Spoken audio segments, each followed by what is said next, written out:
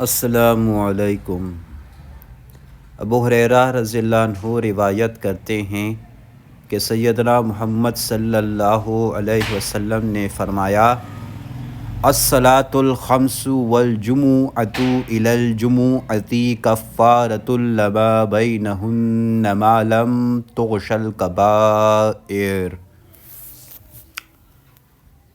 ترجمہ: 5 نمازیں ان گناہوں کو جو ان نمازوں کے درمیان ہوئے مٹا دیتی ہیں، اور ایک جمعہ دوسرے جمعہ تک کے گناہوں کو مٹا دیتا ہے، جبکہ کبیرہ گناہوں سے اجتناب کیا گیا ہو۔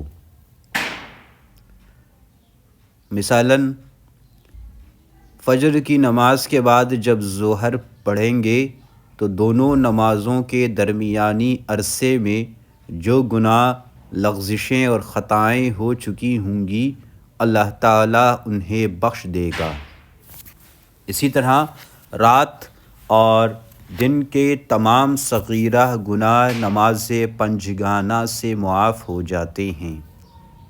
گویا 5 نمازوں پر ہمیشگی مسلمانوں کے نامہ اعمال کو ہر وقت صاف اور سفید رکھتی ہے، حتیٰ کہ انسان نماز کی برکت سے آہستہ آہستہ صغائر سے باز رہتے ہوئے کبیرہ گناہوں کے تصور ہی سے کانپ اٹھتا ہے۔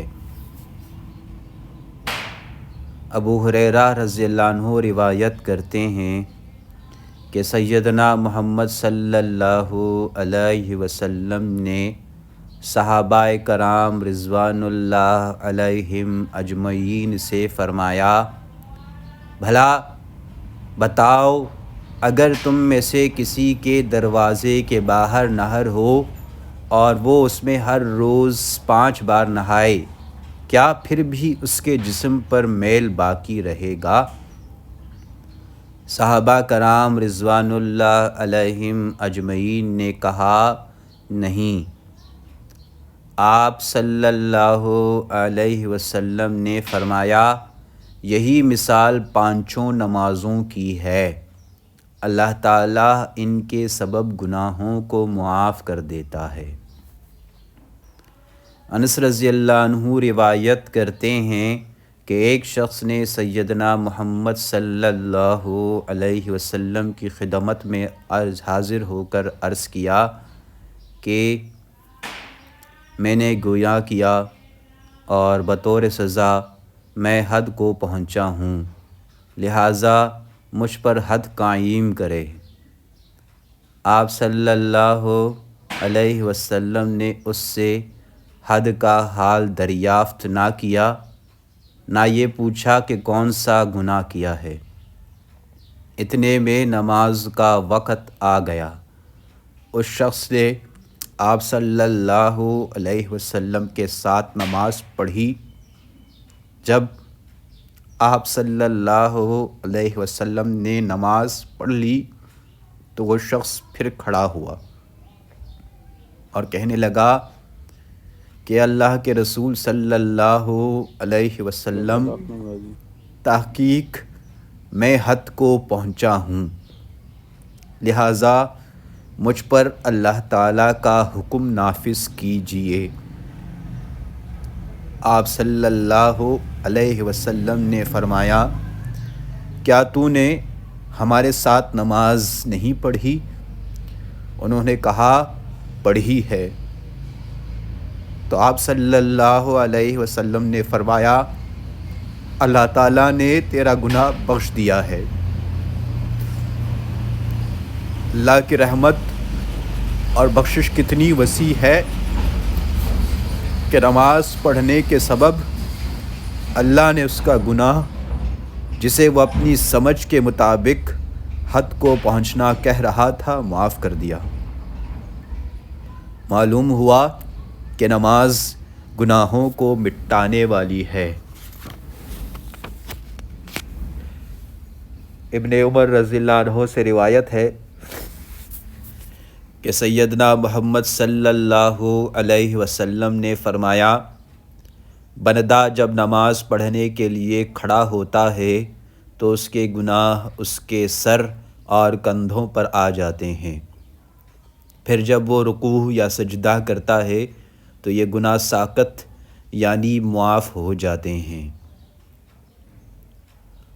عبادہ ابن صامت رضی اللہ عنہ سے روایت ہے کہ سیدنا محمد صلی اللہ علیہ وسلم نے فرمایا، اللہ تعالیٰ نے 5 نمازیں فرض کی ہیں، جس نے ان کے لیے اچھا وضو کیا، انہیں وقت پر ادا کیا، انہیں خشوع کے ساتھ پڑھا اور ان کا رکوع پورا کیا، تو اس نمازی کے لیے اللہ کا عہد ہے کہ وہ اسے بخش دے گا، اور جس نے ایسا نہ کیا اس کے لیے اللہ کا عہد نہیں ہے، چاہے وہ اسے بخش دے اور چاہے تو اسے عذاب دے۔ ایک صحابی کی روایت یا صحابیہ کی نام کی وجہ سے کنفیوز ہوں کہ سیدنا محمد صلی اللہ علیہ وسلم نے فرمایا، جو شخص آفتاب کے طلوع و غروب سے پہلے فجر اور عصر کی نماز پڑھے گا وہ شخص ہرگز آگ میں داخل نہیں ہوگا۔ سیدنا عثمان رضی اللہ عنہ روایت کرتے ہیں کہ سیدنا محمد صلی اللہ علیہ وسلم نے فرمایا، جس شخص نے نماز عشاء باجماعت ادا کی تو اس کے لیے اتنا ثواب ہے کہ گویا اس نے آدھی رات تک قیام کیا، اور جس نے صبح کی نماز باجماعت پڑھی تو اتنا ثواب پایا کہ گویا اس نے تمام رات نماز پڑھی۔ سیدنا جندم کثرہ رضی اللہ عنہ روایت کرتے ہیں کہ سیدنا محمد صلی اللہ علیہ وسلم نے فرمایا، جس شخص نے صبح کی نماز پڑھی وہ اللہ کے ذمے یعنی عہد و امان میں ہے۔ ابو ہریرہ رضی اللہ عنہ روایت کرتے ہیں کہ سیدنا محمد صلی اللہ علیہ وسلم نے فرمایا، تمہارے پاس فرشتے رات اور دن کو باری باری آتے ہیں، وہ آنے اور جانے والے فرشتے نماز فجر اور نماز عصر میں جمع ہوتے ہیں۔ جو فرشتے رات کو تمہارے پاس رہے وہ آسمان پر جاتے ہیں تو ان کا رب ان سے پوچھتا ہے، حالانکہ وہ اپنے بندوں کا حال خوب جانتا ہے، تم نے اللہ کے بندوں کو کس حال میں چھوڑا؟ وہ کہتے ہیں، انہوں نے انہیں اس حال میں چھوڑا کہ وہ نماز پڑھ رہے تھے، اور وہ ان کے پاس اس حال میں گئے کہ وہ نماز پڑھ رہے تھے۔ سیدنا ابو ہریرہ رضی اللہ عنہ سے روایت ہے، سیدنا محمد صلی اللہ علیہ وسلم نے فرمایا، منافقوں پر فجر اور عشاء سے زیادہ بھاری کوئی نماز نہیں، اگر انہیں ان نمازوں کا ثواب معلوم ہو جائے تو وہ ان میں ضرور پہنچے، اگرچہ انہیں سرین پر گھسٹ کر ہی آنا پڑے۔ سرین پر گھسٹ کر آنے کا مطلب یہ ہے کہ اگر پاؤں سے چلنے کی طاقت نہ ہو تو ان نمازوں کے ثواب اور اجر کی کشش انہیں چوتڑوں کے بل چل کر مسجد پہنچنے پر مجبور کر دے، یعنی ہر حال میں پہنچے۔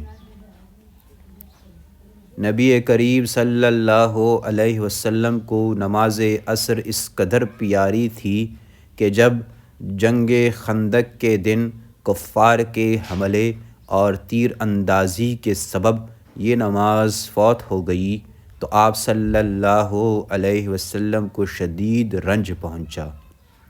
اس پر نبی اکرم صلی اللہ علیہ وسلم کی زبان مبارک سے یہ الفاظ نکلے، ہمیں کافروں نے درمیانی نماز یعنی نماز عصر سے باز رکھا، حتیٰ کہ سورج بھی غروب ہو گیا۔ اللہ تعالیٰ ان کے گھروں اور قبروں کو آگ سے بھر دے۔ استغفر اللہ ربی من کل ذنب اذنبتہ عمدا او خطاء سرا او علانیۃ واتوب الیہ۔